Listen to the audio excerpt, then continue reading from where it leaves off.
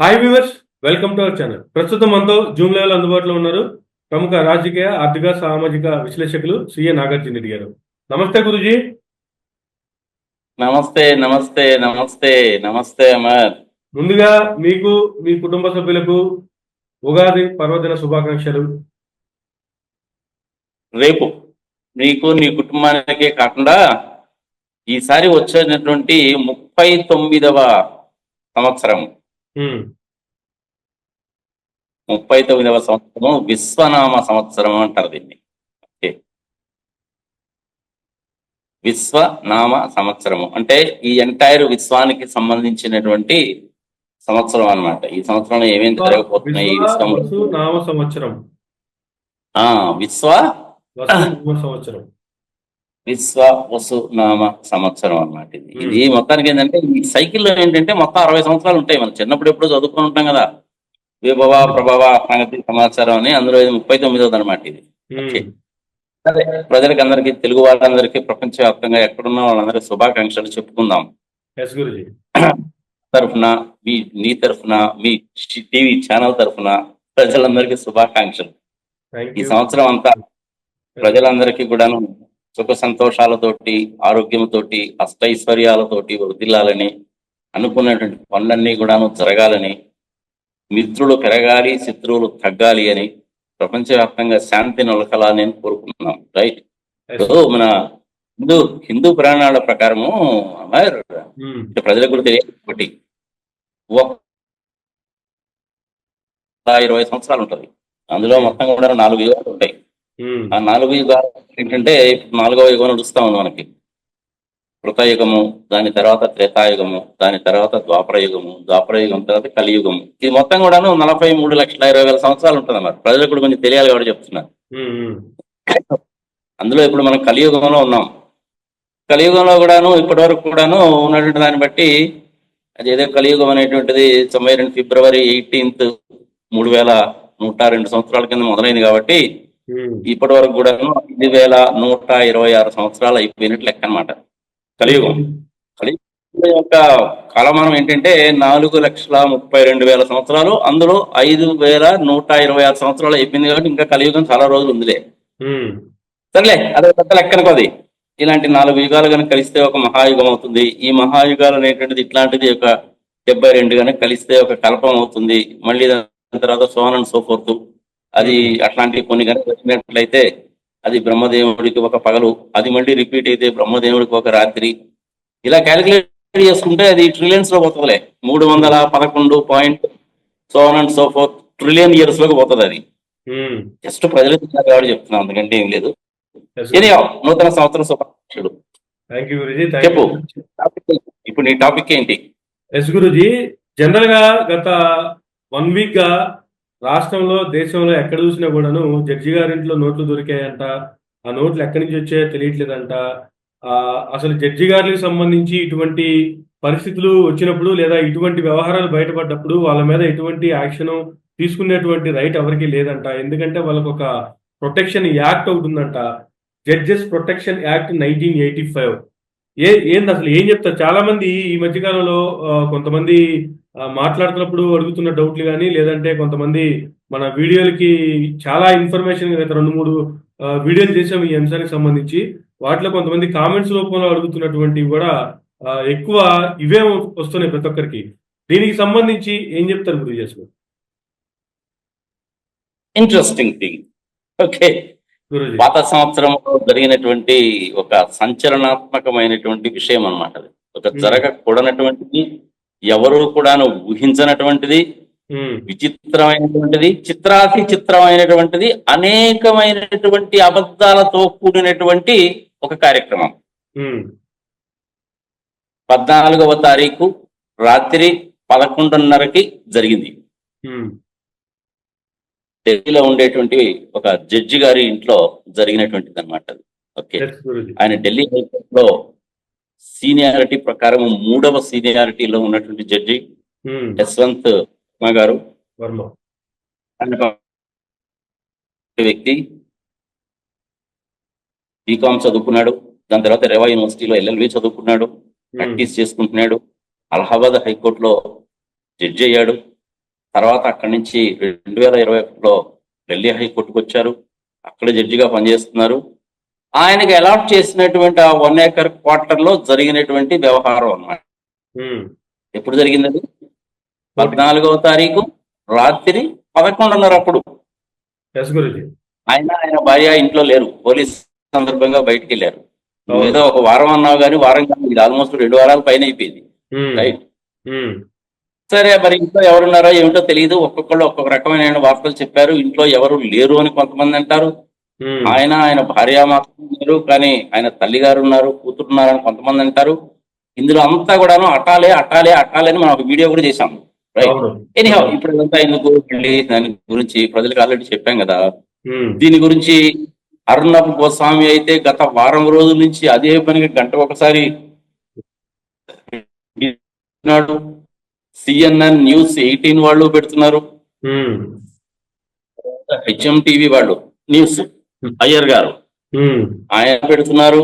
ఇట్లా రకరకాల మనుషులు రకరకాలైనటువంటి పెడుతున్నారు. చాలా మంది పెద్దవాళ్ళు కూడా వచ్చారు. ఓకే. పెద్దవాళ్ళు వచ్చారంటే వయసు ఇచ్చే పెద్దవాళ్ళు, కొంతమంది ఏమో జడ్జిలుగా పనిచేసి రిటైర్ అయిపోయినటువంటి వాళ్ళు, కొంతమంది ఏమో ఢిల్లీ హైకోర్టులో కానీ వేరే చోట్ల కానీ సుప్రీంకోర్టులో కానీ ప్రాక్టీస్ చేస్తున్నటువంటి వాళ్ళు, ఉమ్, ప్లస్ కొంతమంది ఎంపీలు. కొంతమంది ఎంపీలు అంటే సే ఇప్పుడు ఎంపీలుగా ఉన్నటువంటి వాళ్ళు, రాజ్యసభలో ఎంపీలుగా ఉన్నటువంటి వాళ్ళు కూడా ఎవరు, ఉమ్, హరీష్ సాల్వే లాంటి వాళ్ళు వచ్చారు. ఉమ్, అశోక్ అరోరా అనే ఒక ఆయన వచ్చారు. ఉమ్, ఈ విధంగా రోహిత్ కి వచ్చారు. రామ్ జెత్మలానీ గారి సుపుత్రుడు కొడుకు మహేష్ జెత్మలానీ ఆయన కూడా వచ్చారు. సరే, నాకు మటుకు ఎంతమంది పేర్లను గుర్తుంటాయి, కంటిన్యూస్ గా నేను కూడా వారం రోజుల నుంచి చూస్తూనే ఉన్నాను.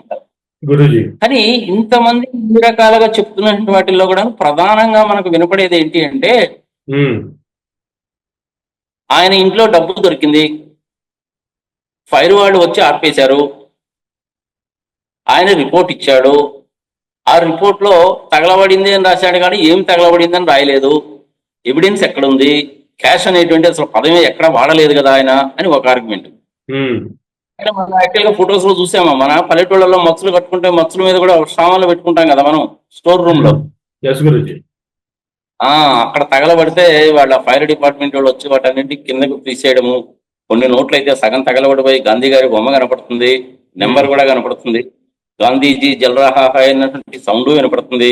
దాని తర్వాత మున్సిపల్ కార్పొరేషన్ వాళ్ళు, ఢిల్లీ మున్సిపల్ కార్పొరేషన్ వాళ్ళు వచ్చి కొన్ని నోట్లు మాకు కూడా దొరికాయండి అని చెప్పి వాళ్ళు కూడా చెప్పారు 4-5 రోజుల తర్వాత.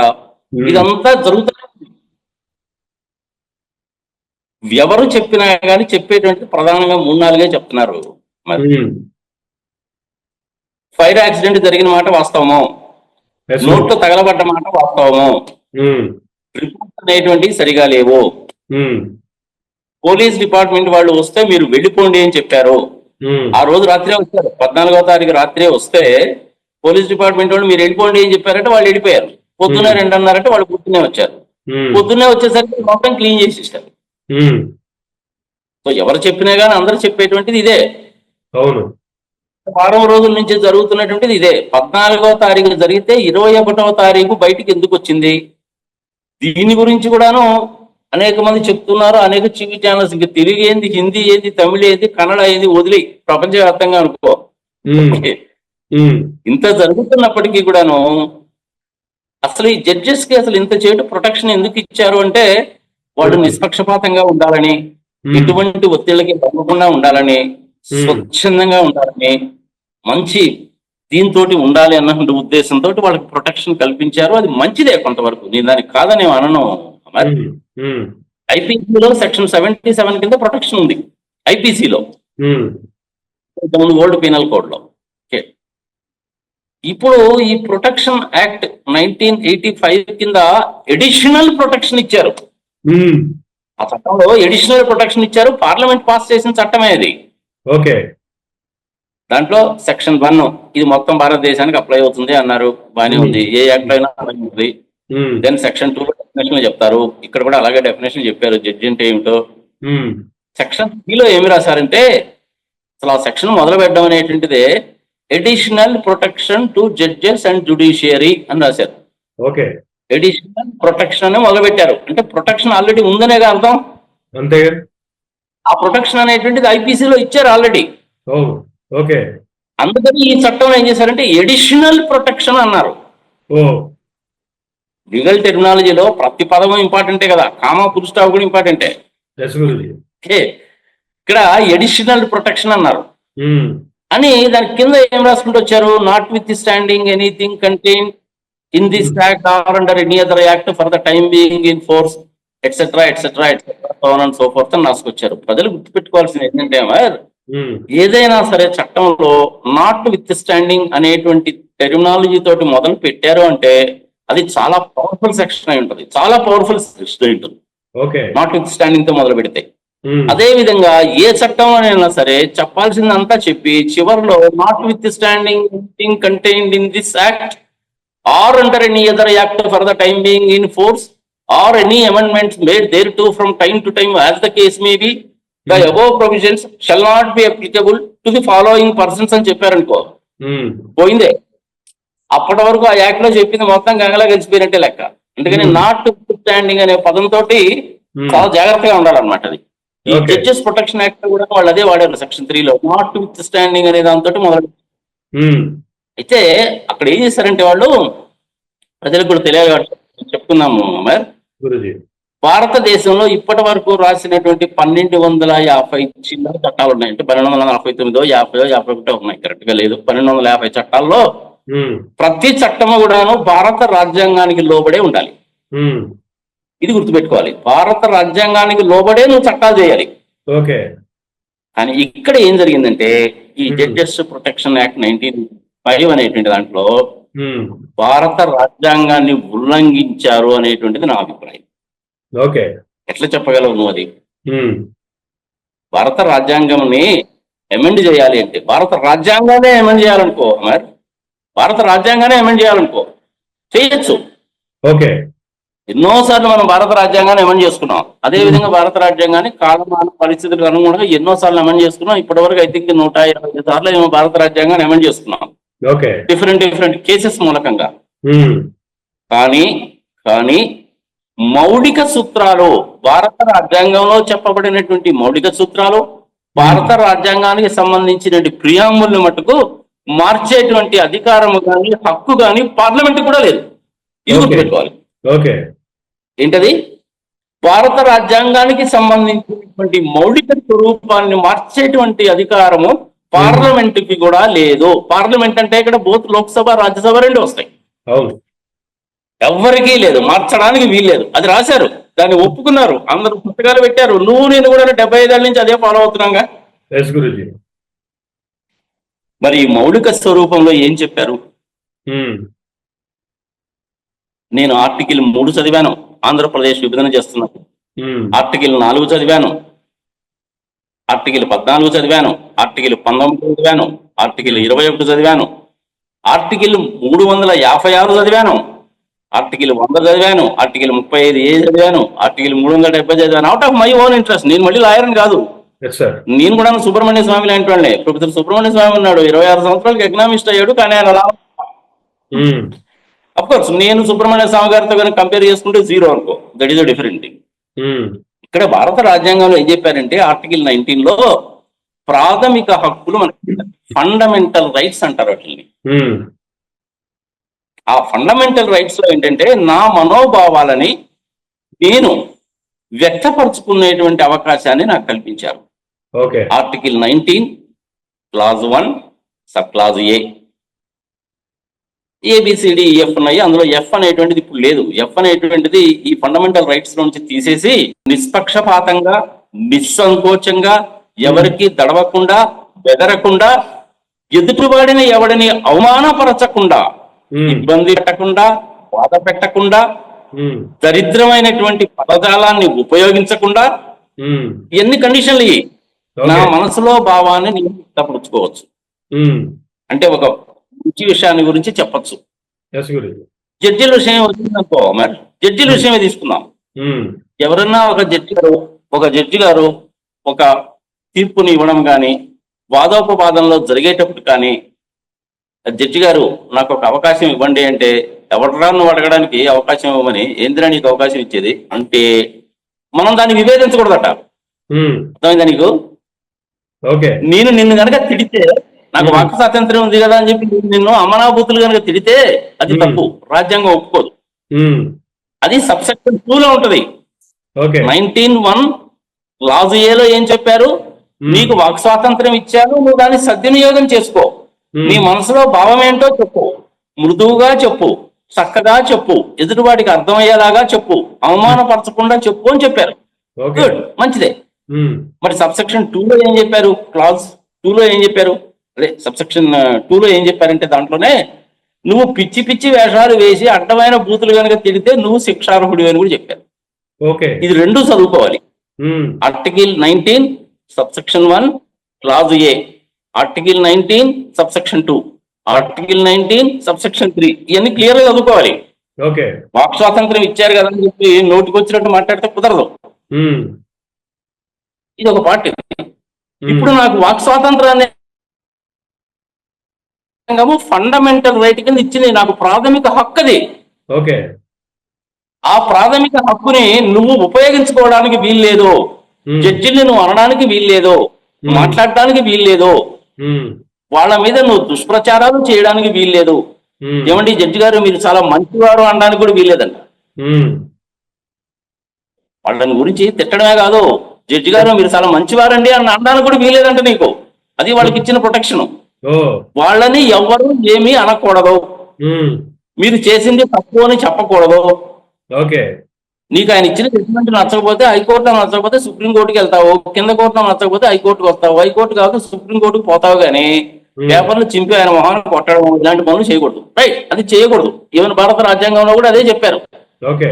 కానీ ఈ ప్రొటెక్షన్ యాక్ట్ అనేటువంటి దాంట్లో ఏం చేశారంటే ఉమ్, యాక్ట్ అనేటువంటి పదం ఉపయోగించారు. In this act, um, in this act అని ఉపయోగించారు. ఆ యాక్ట్ ప్రకారం ప్రొటెక్షన్ వస్తుంది.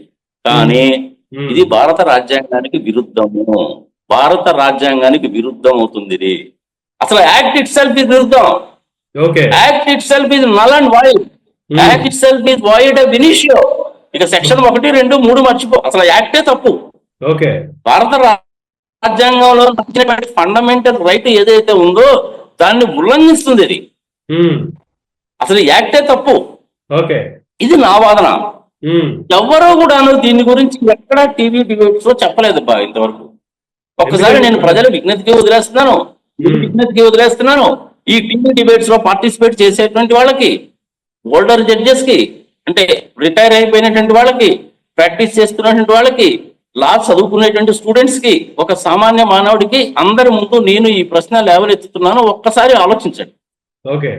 భారత రాజ్యాంగం నాకు ఇచ్చినటువంటి వాక్ స్వాతంత్రాన్ని నేను చక్కగా ఉపయోగించుకొని నేను జడ్జెస్ మీద ఏదన్నా గనక నువ్వు చెప్తే శిక్షార్హుడివి అని ప్రొటెక్షన్ యాక్ట్ లో చెప్పడం అనేటువంటిది భారత రాజ్యాంగానికి విరుద్ధము, ఓకే. నా ఫండమెంటల్ రైట్ కి విరుద్ధము. అందుకని అసలు యాక్టే చల్లదు, అసలు ప్రొటెక్షన్ యాక్ట్ అనేటువంటిదే చల్లదు. Void initio, null and void, అసలు యాక్టే నల్ అండ్ వైడ్. దీని గురించి ఎవరైనా చెప్తారేమోనని చెప్పి చూశాను మరి నేను. ఓకే. చాలా డిబేట్స్ చూసాను వారం రోజుల నుంచి, ఎక్కడ ఎవరు దీని గురించి ప్రస్తావించలేదు. కారణం ఏంటో నాకు తెలియదు. ఒకవేళ నా అండర్స్టాండింగ్ తప్పు కనుక అయితే క్షమించుతురు కాక. పాత సంవత్సరంలో ఒక్కసారి ఇది ప్రజలు కూడా ఆలోచించాలి. లా చదువుకునే స్టూడెంట్స్, యూనివర్సిటీలో ప్రొఫెసర్లు, డాక్టర్లు, ఇంజనీర్లు, లా ప్రాక్టీస్ చేస్తున్నటువంటి వాళ్ళు, యంగ్ జడ్జెస్, ఇవాళ రేపు కోర్ట్స్ లో యంగ్ జడ్జెస్ అనేటువంటి వాళ్ళు ఓల్డ్ జడ్జెస్ కంటే కూడా చాలా బెటర్ గా ఉన్నారు. నేను చాలా మందిని చూశాను. ఆమె young judges are much much much better than the old age judges, undoubtedly better. Young judges ఏంటంటే ఎగ్జామినేషన్స్ పాస్ అయ్యి సీట్ లో కూర్చుంటున్నారు. వాళ్ళు గత సంవత్సరాలుగా జరుగుతున్నటువంటి అనేక విషయాలను చూస్తూ ఉంటారు. వాళ్ళు చూస్తుంటారు, వాళ్ళ ఫ్రెండ్స్ విషయంలో, వాళ్ళ ఫ్యామిలీ విషయంలో టోటలీ అలవ్ చేస్తున్నాయి చూస్తుంటారు. కాబట్టి వాళ్ళు వీటిని దృష్టి పెట్టుకొని ఆపర్చునిటీ ఇచ్చి అన్ని విషయాలు చూసే జడ్జిమెంట్ ఇస్తున్నారు. కొన్ని ఫండమెంటల్ ప్రిన్సిపల్స్ ఉంటాయి అమర్. జడ్జిమెంట్ రాయడం అంత ఈజీ కాదు. జడ్జిమెంట్ రాయడం అంటే చాలా డిఫికల్ట్ టాస్క్. అది ఏమేమి ఉంటాయి తెలుసా, ప్రజలకు కూడా తెలియాలి కాబట్టి చెప్పుకున్నాం. ప్రిన్సిపల్స్ ఆఫ్ న్యాచురల్ జస్టిస్, ఇది 1వ సిద్ధాంతం. జస్ట్ అండ్ ఈక్విటీ, 2వ సిద్ధాంతం. అందరికీ కూడాను అవకాశం ఇవ్వాలి, 2వ సిద్ధాంతం. An opportunity of being heard must be given to both the parties. ఇరు వర్గాలకు కూడాను తమ వాదనలు వినిపించుకునేటువంటి అవకాశం ఇవ్వాలి. ఓకే. ఎవిడెన్సెస్ ను చూడండి. ఆ ఎవిడెన్సెస్ లో కూడా ఏంటి, సర్కమస్టెన్షియల్ ఎవిడెన్సెస్ ను కూడా చూడాలి. దానికి మళ్ళీ సపరేట్ టెర్మినాలజీ అది ఉంటుంది. జస్టిస్ ఆఫ్ దాన్ని చూడాలి. ప్రిన్సిపల్ ఆఫ్ ఎస్తోపెల్ చూడాలి. అంటే ఏంటంటే నువ్వు ఏదన్నా ఒకసారి కనుక చెప్పావంటే దాన్ని అమలు పరిచి తీరాలి. ప్రత్యేకంగా గవర్నమెంట్స్ అనేటువంటి అలా ఉండాలి. ఏదో ఎలక్షన్లప్పుడు దిక్కుమాలని హామీలన్నీ చేసేసి ఎలక్షన్లు అయిపోయి అధికారంలోకి వచ్చిన తర్వాత చిచ్చి నేనెక్కడ చెప్పానండి, నేను అనలేదండి, నేనెక్కడన్నానండి అంటే చట్టం ఒప్పుకోదు. దాన్ని ప్రిన్సిపల్ ఆఫ్ ఎస్తోపెల్ అంటారు. గవర్నమెంట్ ఏదైతే చెప్పిందో అది చేయాలి. ఇంత చేయటం మనం డిస్కస్ చేసుకున్న తర్వాత గురుజీ ప్రజలకి న్యాయం జరగాలి అంటే ఎలా జరగాలి అనేటువంటి దాని గురించి ఎవరైనా ఆలోచిస్తారు. ఇప్పటికే న్యాయస్థానాల మీద ప్రజలకు నమ్మకాలు పోయింది. 5 కోట్ల కేసులు పెండింగ్ లో ఉన్నాయి. సుప్రీంకోర్టులోనే 81,000 కేసులు పెండింగ్ లో ఉన్నాయి. 30 సంవత్సరాలు దాటిపోయిన 1,80,000 ఉన్నాయి. హైకోర్ట్స్ లో 4,40,00,000 కేసులు ఉన్నాయి. లోయర్ కోర్ట్స్ లో వాటిల్లో హైకోర్టులోనేమో 67 లక్షల కేసులు, 61 లక్షల కేసులు ఉన్నాయి. ఇవన్నీ ఎప్పుడు పరిష్కారం కావాలా? దేశవ్యాప్తంగా మొత్తం ఉన్నటువంటిది 24,000 మంది జడ్జిలే. ఓకే, సుప్రీంకోర్టులోనేమో 34 మంది ఉండాలి, 33 మందే ఉన్నారు. ఎప్పుడు పరిష్కారం అయితే చెప్పు. ఇవన్నీ భారతదేశంలో న్యాయ వ్యవస్థని సంపూర్ణంగా పరిక్షాళన చేయాల్సినటువంటి సమయం అని చెప్పక తప్పదు అమర్. ఇప్పుడు ఈ విషయం అనేటువంటిది బయటకు వచ్చింది, కానీ ఇట్లాంటి విషయాలు గతంలో కూడా చాలా జరుగుతూనే ఉన్నాయి. ఫైనల్ గా నేను ఏం చెప్పదలుచుకున్నానంటే అమర్, భారత రాజ్యాంగం నాకు ఇచ్చిన వాక్ స్వాతంత్రాన్ని నేను చక్కగా ఉపయోగించుకొని ఎవరినైనా గాని నా ఒపీనియన్ ఎక్స్ప్రెస్ చేసేటువంటి అధికారం ఉంది. అది భారత రాజ్యాంగం. కానీ జడ్జెస్ ప్రొటెక్షన్ యాక్ట్ ఆఫ్ 1985 ప్రకారము నాకు ఇచ్చినటువంటి ఆ వాక్ స్వాతంత్రాన్ని, రాజ్యాంగం ఇచ్చిన వాక్ స్వాతంత్రాన్ని చంపేశారు, తొంగలో తొక్కేశారు, దాన్ని తీసుకెళ్లి చెత్తబుట్టలో పడేశారు. అందుకని ఆ యాక్ట్ ఇట్ సెల్ఫ్ నాకు తెలిసినంత వరకు void ab initio. The act itself is null and void. Okay. ఎవరు డిసైడ్ చేయాలంటే ఇప్పుడు జ్యుడిషియల్ సిస్టమ్ లో ఉండేటువంటి వాళ్ళు, లా కాలేజీలు టీచింగ్ చేసేటువంటి వాళ్ళు, రిటైర్ అయిపోయిన జడ్జెస్ డిసైడ్ చేయాలి. నా అభిప్రాయం నేను చెప్పాను, అభిప్రాయం చెప్పడం అనేటువంటిది తప్పు కాదు. మనకు అన్ని ఎవిడెన్సెస్ కూడా క్లియర్ గా కనపడుతున్నాయి. ఫండమెంటల్ ప్రిన్సిపల్ ఏంటంటే prima facie evidence of every description by whatever name called is more than sufficient to punish the guilty. ఇది ఫండమెంటల్ ప్రిన్సిపల్. ఇది మళ్ళీ చెప్తున్నాను, prima facie evidence of every description or description, prima facie descriptions of every prima facie evidences of every description by whatever name called is more than sufficient to punish the guilty. Fundamental principle అది. Okay. అదే విధంగా principles నేను already చెప్పాను. Evidences, documentary evidences, just and equity, principle of estoppel, so on and so forth ఉంటాయి. అవన్నీ follow అవుతారు. మరి ఇప్పుడు ఈ సమస్యకి పరిష్కార మార్గం ఏంటి? నాకు తెలిసినంత వరకు జరిగింది మటుకు జరగకూడనటువంటి పనే జరిగింది. అది ఆయన అక్రమం చేసి డబ్బులు సంపాదించాడా లేదా అన్నది మనం డిసైడ్ చేయలేము. వేరే వాళ్ళు కూడా ఎవరైనా అలాంటి పనులు చేసే వాళ్ళందరూ తీసుకొచ్చి ఆయన ఇంట్లో పెట్టుకున్నారేమో మనకు తెలియదు. ఆ ఫైర్ డిపార్ట్మెంట్ వాళ్ళు రిపోర్ట్ ఎందుకు రాశారంటే అది కూడాను తప్పే. పోలీసు వాళ్ళని రానిలేదు, రమ్మని అన్నారు, అది తప్పే. పోలీస్ డిపార్ట్మెంట్ వాళ్ళు సాయంత్రం చూసి ఢిల్లీ హైకోర్టులో చీఫ్ జస్టిస్ గారి రిపోర్ట్ ఇచ్చారు. ఇవన్నీ కూడాను జరగకూడనటువంటి విషయాల మీద జరిగినాయి. జరగకూడనటువంటి విషయాలు కానీ అవన్నీ జరిగిపోయినాయి. మరి ఇప్పుడు దీనికి పరిష్కార మార్గం ఏంటి? ప్రజలకి కోర్ట్స్ మీద విశ్వాసం పోతుందా లేదా? అంతే కదా. ఏం చేయాలి? దీనికి ఒక కమిటీని కానీ, ఒక కమిషన్ ని కానీ, కమిటీకి కమిషన్ కి తేడా ఉంటుందా మరి గుర్తుపెట్టుకోవాలి. సరే, ప్రజలకు అంత దూరం ఎందుకు?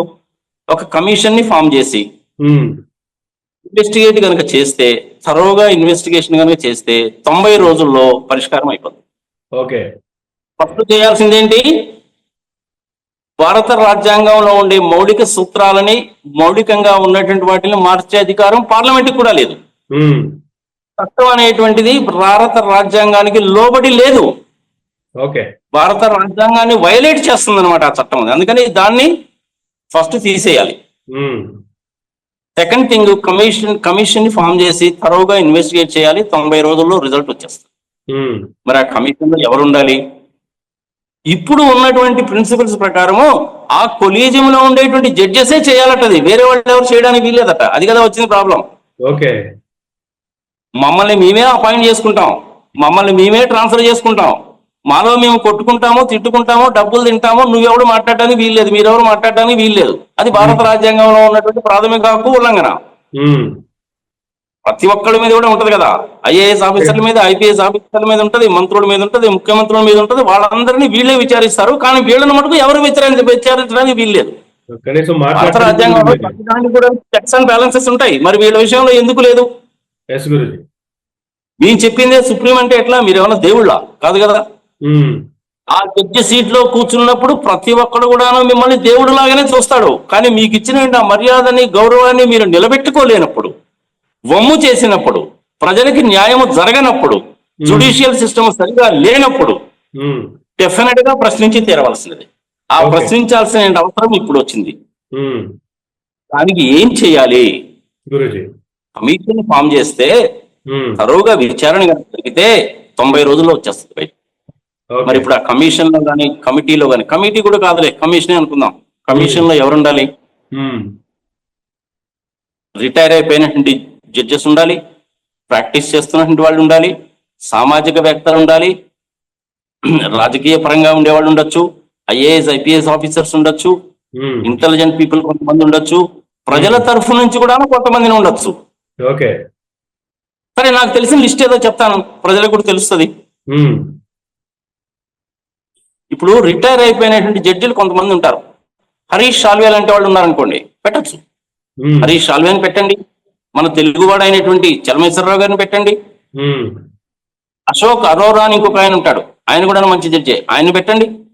అలాంటి వాళ్ళని ఒకళ్ళ పెట్టండి. ప్రజలలో బాగా పలుకుబడి ఉండి, ప్రజలందరికీ బాగా తెలిసి ప్రజాసేవలో నిమగ్నమైనటువంటి వాళ్ళు కొంతమంది ఉంటారు. ఓకే. ఉదాహరణకు సుబ్రహ్మణ్య స్వామి ఉన్నాడు అనుకోండి, ఆయన ఎకనామిస్టు, కానీ లాలో మంచి దిట్ట, ఆయన పెట్టండి. జయప్రకాష్ నారాయణ గారు ఉన్నారు, ఆయన పెట్టండి. జగన్మోహన్ రెడ్డి కేసులను విచారించి చక్కటి నేము, సంగతి, సమాచారం ఉన్నటువంటి వ్యక్తి ఉన్నాడు, జేడి లక్ష్మీనారాయణ, ఆయన పెట్టండి. అలాంటి వాళ్ళని ఒకళ్ళనో ఇద్దరినో తీసుకోండి. ఓకే. ఇన్కమ్ ట్యాక్స్ డిపార్ట్మెంట్ లో కూడా కొంతమంది చాలా మంది ఎక్సలెంట్ పీపుల్ ఉన్నారు. సే ఫర్ ఎగ్జాంపుల్, అలాంటి వాళ్ళ పేర్లు కనుక చెప్పాలంటే నాకు 30 సంవత్సరాల నుంచి అనుభవం ఉంది కాబట్టి ఇన్కమ్ ట్యాక్స్ డిపార్ట్మెంట్ లో ఉండే వాళ్ళు నేను పేర్లు ఫింగర్ టిప్స్ మీద చెప్పగలను నేను. Doctor MA Uday Kumar, commissioner retired, PhD in nuclear physics, పెట్టండి. చాలా నీతిమంతుడు, నిజాయితీ పరుడు, నాకు కూడా మంచి ఫ్రెండ్. ఆయన ఇక్కడ హైదరాబాద్ లోనే ఉంటాడు, మహేంద్ర హిల్స్ లో. మోహన్ రెడ్డి ఇంతకుముందు హైదరాబాద్ లో ఉండేవాడు, ఇప్పుడు బెంగళూరు అనుకుంటాను. ఆయన అట్లాంటి వాళ్ళని తీసుకోండి. తోట సుబ్రహ్మణ్యం తీసుకోండి, అట్లాంటి వాళ్ళని. రామకృష్ణ తీసుకోండి, అట్లాంటి వాళ్ళని. వీళ్ళందరూ కూడాను కమిషనర్స్ ర్యాంక్ లో రిటైర్ అయిపోయినటువంటి వాళ్ళు, కమిషనర్స్ ఇన్కమ్ ట్యాక్స్ లో ఉండేటువంటి వాళ్ళు, ప్రిన్సిపల్ కమిషనర్స్ ర్యాంక్ లో ఉండేవాడు, ఇట్లాంటి ర్యాంక్స్ లో ఉండేటువంటి వాళ్ళు చాలా నీతిపరులు, నిజాయితీ పరులు, చక్కగా ఉండేటువంటి వాళ్ళు, లంచాలు తినేటువంటి వాళ్ళు కాదు, పార్షియాలిటీ చూపించేటువంటి వాళ్ళు కాదు, చక్కగా చట్ట ప్రకారమే వెళ్తారు. క్లెయిమ్స్ ని కూడా ఇబ్బంది పెట్టరు. మరి వాళ్ళు క్లెయిమ్స్ ని ఒప్పించి దారిలోకి తీసుకొచ్చి అటుపక్క రెవెన్యూ ఇస్తారు, అటుపక్క క్లయింట్ కి హెల్ప్ చేస్తారు, అన్ని రకాలుగా పోతారు. అలాంటి వాళ్ళని పెట్టుకోండి. అట్లనే జిఎస్టీలో రఘురామ్ రెడ్డి అని ఉన్నాడు, పెట్టుకోండి. అట్లాగనే ఐపీఎస్ ఆఫీసర్స్ లో జేడి లక్ష్మీనారాయణ ఉన్నాడు, అలాంటి వాళ్ళని కూడా పెట్టుకోండి.